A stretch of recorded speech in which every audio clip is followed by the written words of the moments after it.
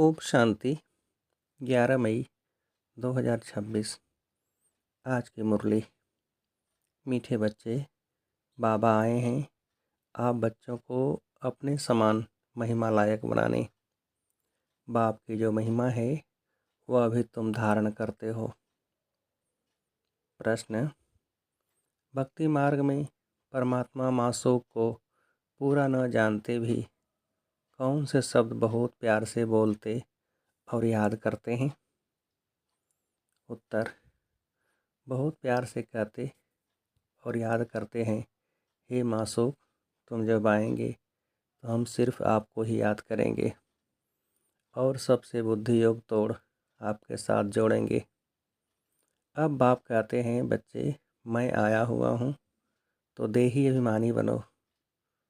तुम्हारा पहला फर्ज है प्यार से बाप को याद करना।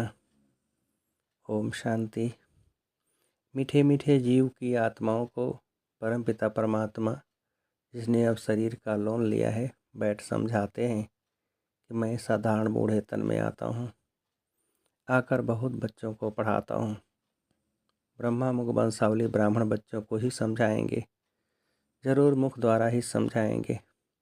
और किसको समझाएंगे? कहते हैं, बच्चे, तो मुझे भक्ति मार्ग में बुलाते आए हो। हे पतित पावन, भारत खास और दुनिया में आम सब बुलाते हैं। भारत ही पावन था, बाकी सब शांति धाम में थे। बच्चों को यह स्मृति में रखना चाहिए कि सतयुग त्रेता किसको कहा जाता है, द्वापर कलयुग किसको कहा जाता है, उनमें कौन कौन राज्य करते थे। तुम्हारी बुद्धि में पूरी नॉलेज है। जैसे बाप को रचना के आदि मध्य अंत का ज्ञान है, वैसे तुम्हारी बुद्धि में भी है। बाप जो ज्ञान देते हैं वो बच्चों में भी ज़रूर होना चाहिए। बाप आकर बच्चों को आप समान बनाते हैं। जितनी बाप की महिमा है उतनी बच्चों की है। बाप ने बच्चों को जास्ती महिमावान बनाया है। हमेशा समझो कि शिव बाबा इन द्वारा समझ सिखाते हैं। आत्मा ही एक दो से बात करती है, परंतु मनुष्य देह अभिमानी होने के कारण समझते हैं फलाना पढ़ाता है। वास्तव में करती सब कुछ आत्मा है। आत्मा ही पाठ बजाती है। देही अभिमानी बनना है। घड़ी घड़ी अपने को आत्मा समझना है। जब तक अपने को आत्मा नहीं समझेंगे तो बाप को भी याद नहीं कर सकेंगे। भूल जाते हैं। तुमसे पूछा जाता है, तुम किसके बच्चे हो? तो कहते हो, हम शिव बाबा के बच्चे हैं। विजिटर बुक में भी लिखा हुआ है तुम्हारा बाप कौन है, तो झट दें के बाप का नाम बताएंगे। अच्छा, अब देही के बाप का नाम बताओ। तो कोई श्री कृष्ण का, कोई हनुमान का नाम लिखेंगे, या तो लिखेंगे हम नहीं जानते। अरे तुम लौकिक बाप को जानते हो, और पारलौकिक बाप जिनको तुम हमेशा दुख में याद करते हो, उनको नहीं जानते हो। कहते भी हैं, हे भगवान रहम करो। हे भगवान एक बच्चा दो, मांगते हो ना। अब बाप बिल्कुल सहज बात बताते हैं। तुम देह अभिमान में बहुत रहते हो, इसलिए बाप के वर्षे का नशा नहीं चढ़ता है। तुमको तो बहुत नशा चढ़ना चाहिए। भक्ति करते ही हैं भगवान से मिलने के लिए। यज्ञ तप दान पुण्य आदि करना, यह सब भक्ति है। सब एक भगवान को याद करते हैं। बाप कहते हैं, मैं तुम्हारा पतियों का पति हूँ, बापों का बाप हूँ। सब बाप भगवान को याद जरूर करते हैं। आत्माएं ही याद करती हैं। भल कहते भी हैं, बिरकुटी के बीच में चमकता है जब सितारा, परंतु यह बिगर समझ के ऐसे ही कह देते हैं। रहस्य का कुछ भी पता नहीं। तुम आत्मा को ही नहीं जानते हो तो आत्मा के बाप को कैसे जान सकेंगे? दीदार तो होता है भक्ति मार्ग वाला। भक्ति मार्ग में पूजा के लिए बड़ा बड़ा लिंग रख देते हैं, क्योंकि अगर बिंदी का रूप दिखाएं तो कोई समझ न सके। यह है महीन बात। परमात्मा जिसको अखंड ज्योति स्वरूप कहते हैं, मनुष्य कहते हैं उनका कोई बहुत बड़ा रूप है। ब्रह्म समाधि मठ वाले ज्योति को परमात्मा कहते हैं। दुनिया में यह किसको पता नहीं है कि परमपिता परमात्मा बिंदी है, तो मौज पड़ते हैं। बच्चे भी कहते हैं बाबा किसको याद करें, हमने तो सुना था वो बड़ा लिंग है, उनको याद किया जाता है, अब बिंदी को कैसे याद करें। अरे तुम आत्मा भी बिंदी हो, बाप भी बिंदी है, आत्मा को बुलाते हैं वह जरूर यहाँ ही आकर बैठेंगे। भक्ति मार्ग में जो साक्षात्कार आदि होता है यह है सब भक्ति। भक्ति भी एक की नहीं करते, बहुतों को भगवान बना दिया है। भगत जो भक्ति करते हैं उनको भगवान कैसे कहेंगे। अगर परमात्मा सर्वव्यापी कहते हैं तो फिर भक्ति किसकी करते हैं। सो भी भिन्न प्रकार की भक्ति करते हैं। बाप समझाते हैं बच्चे ऐसे मत समझो कि हमको अनेक वर्ष जीना है, अभी समय बहुत नज़दीक होता जाता है। निश्चय रखना है बाबा को ब्रह्मा द्वारा स्थापना करानी है। बाप खुद कहते हैं मैं इस द्वारा तुमको सृष्टि के आदि मध्य अंत का राज बताता हूँ। गाते भी हैं ब्रह्मा द्वारा स्थापना, यह नहीं जानते कि नई दुनिया को विष्णुपुरी कहा जाता है, अर्थात विष्णु के दो रूप राज्य करते थे। किसको पता नहीं है कि इस विष्णु कौन है। तुम जानते हो कि ब्रह्मा सरस्वती ही फिर विष्णु के दो रूप लक्ष्मी नारायण बन पर पालना करते हैं। ब्रह्मा द्वारा स्थापना विष्णुपुरी अर्थात स्वर्ग की फिर पालना करेंगे। तुम्हारी बुद्धि में आना चाहिए, बाप ज्ञान का सागर है, मनुष्य सृष्टि का बीज रूप है। वह इस सृष्टि इस ड्रामा के आदि मध्यंत को जानते हैं, वही पतित पावन है। जो बाप का धंधा है वही तुम्हारा है, तुम भी पतित से पावन बनाते हो। दुनिया में एक बाप के 3-4 बच्चे होंगे, कोई बच्चा बहुत ऊंचा चढ़ा हुआ होगा, कोई बिल्कुल नीचे होगा। यहाँ तुमको बाप एक ही धंधा सिखाते हैं कि तुम पतितों को पावन बनाओ। सबको यह लक्ष्य दो कि शिव बाबा कहते हैं मुझे याद करो। गीता में श्री कृष्ण भगवान वाच लिख दिया है। तुमको समझाना है भगवान तो निराकार पुनर्जन्म रहित है, बस यही भूल है। अभी तुम बच्चे श्री कृष्णपुरी के मालिक बन रहे हो। कोई राजधानी में आते हैं, कोई प्रजा में। श्री कृष्णपुरी कहा जाता है क्योंकि श्री कृष्ण सभी को बहुत ही प्यारा है। बच्चे प्यारे लगते हैं ना। बच्चों का भी माँ बाप से प्यार हो जाता है, प्यार सारा बिखर जाता है। अब बाप समझाते हैं तुम अपने को शरीर मत समझो, घड़ी घड़ी अपने को आत्मा निश्चय करो, आत्मा अभिमानी बनो।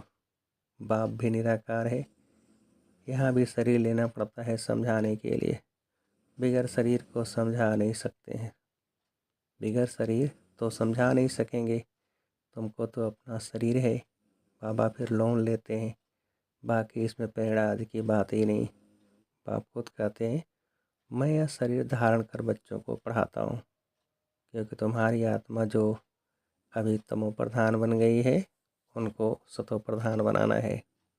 गाते भी हैं पतित पावन आओ, परंतु अर्थ नहीं समझते। अभी तुम समझते हो बाप कैसे आकर पावन बनाते हैं, यह भी तुम जानते हो।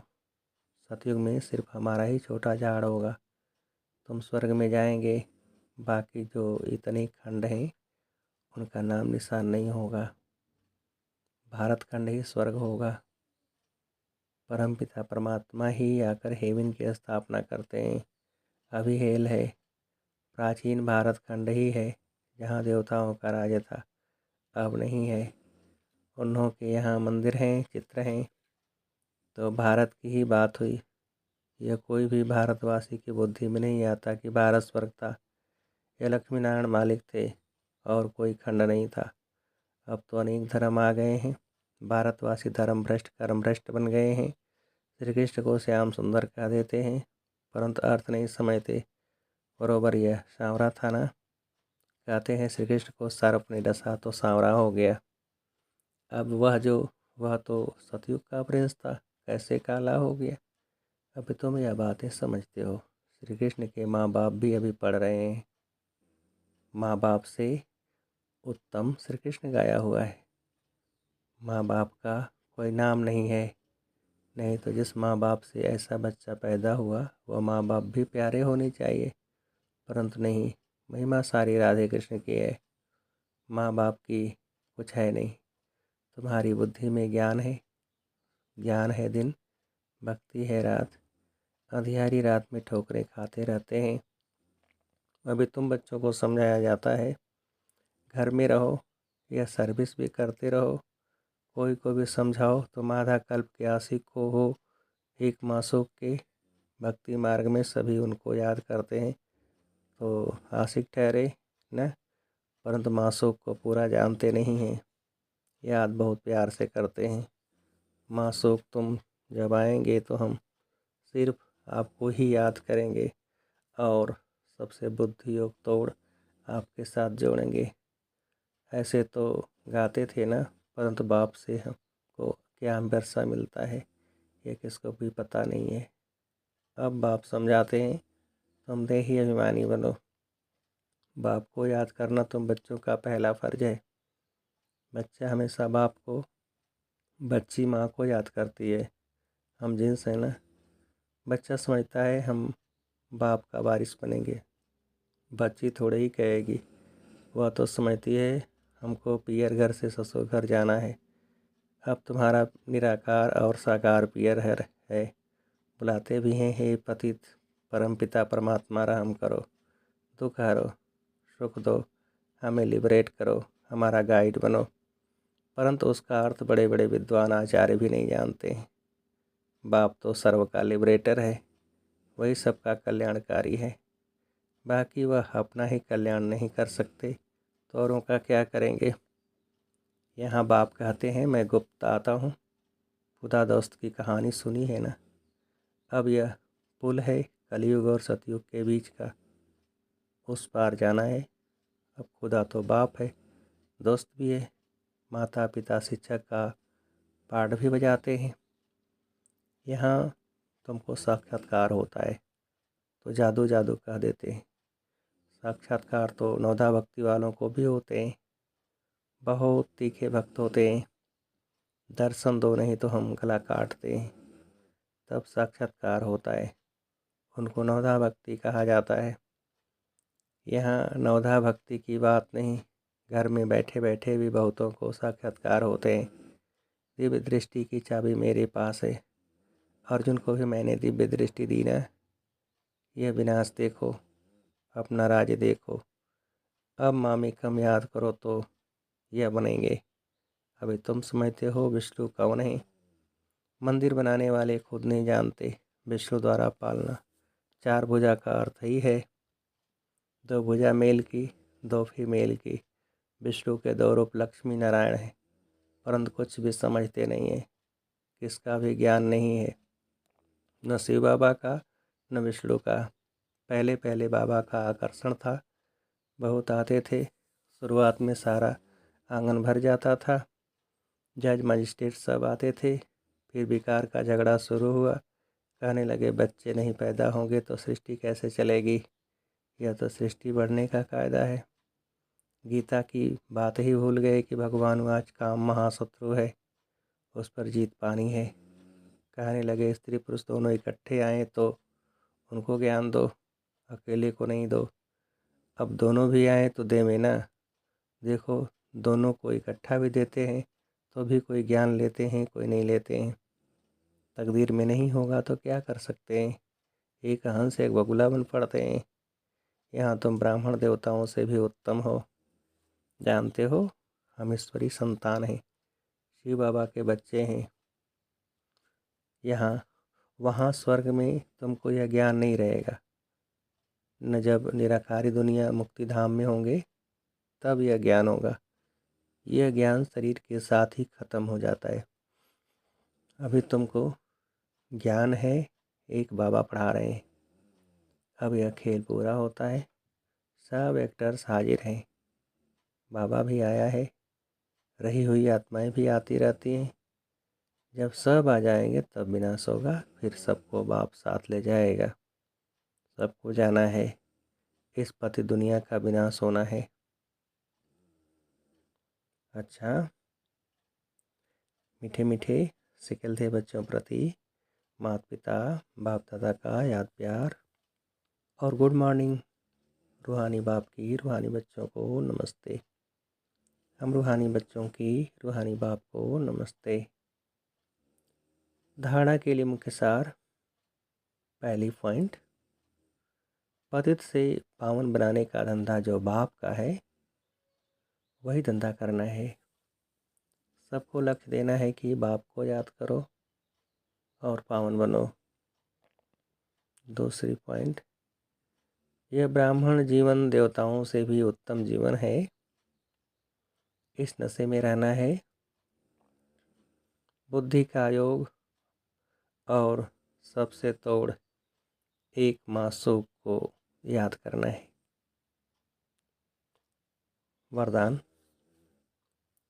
त्याग और स्नेह की शक्ति द्वारा सेवा में सफलता प्राप्त करने वाले स्नेही सहयोगी भव। जैसे शुरू में नॉलेज की शक्ति कम थी, लेकिन त्याग और स्नेह के आधार पर सफलता मिली। बुद्धि में दिन रात बाबा और यज्ञ तरफ लगन रही। जिगर से निकलता था बाबा और यज्ञ। इसी स्नेह ने सबको सहयोग में लाया। इसी शक्ति से केंद्र बने। साकार स्नेह से ही मनमना भव बने। साकार स्नेह ने ही सहयोगी बनाया। अभी भी त्याग और स्नेह की शक्ति से घेराव डालो तो सफलता मिल जाएगी। स्लोगन, फरिश्ता बनना है तो व्यर्थ बोल व डिस्टर्ब करने वाले बोल से मुक्त बनो। ये अव्यक्त सारे।